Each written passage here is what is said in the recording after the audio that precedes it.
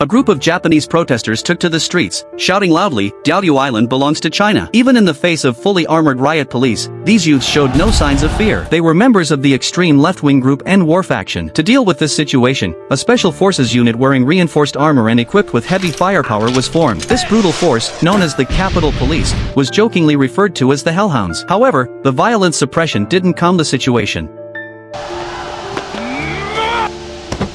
Suddenly, a loud explosion rang out from the crowd, and flames shot up into the sky. Members of the extreme faction had used powerful explosives. This completely changed the nature of the riot. The riot police no longer held back. They immediately launched a counterattack. Under the cover of tear gas, the riot police rushed forward, quickly dispersing the extremist group. The core members of the faction had already escaped into the sewers amidst the chaos. Tokyo's sewer system was a complex labyrinth, like a perfect secret passage. The guerrilla fighters of the faction intended to continue the riot in other neighborhoods. They often used a seemingly harmless person, like Lucy, to transport weapons. However, Lucy didn't get far before she realized, in terror, that the Hellhounds had quietly followed her. In despair, Lucy collapsed onto the ground. She knew they were doomed. Meanwhile, the faction's guerrilla fighters, still unaware of what had happened, were heading toward their next target neighborhood. But when they reached an open area, they suddenly felt a deep sense of dread.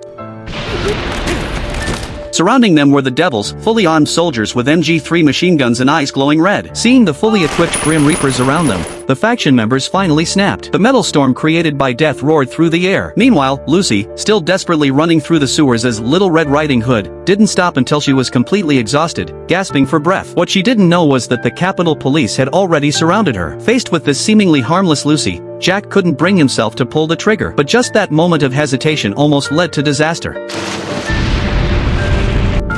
His reinforced armor saved his life, but witnessing Lucy's tragic death made him begin to question the very beliefs he had held onto. Later, Jack was deemed grossly negligent for failing to eliminate the target immediately and was suspended from his position. He was ordered to retake the qualification exams before he could return to the Capitol Police. However, Lucy's death became an unshakable burden on his mind. Jack's friend David, now working in the Ministry of Public Security, helped him obtain Lucy's personal information. Alone, Jack went to the cemetery to pay his respects to Lucy. But as he arrived at the gates, he saw someone already there. As he approached, he realized the person's face looked exactly like the deceased Lucy's. However, Jack quickly calmed himself. He remembered that Lucy had a twin sister named Annie, and the person in front of him must be Annie.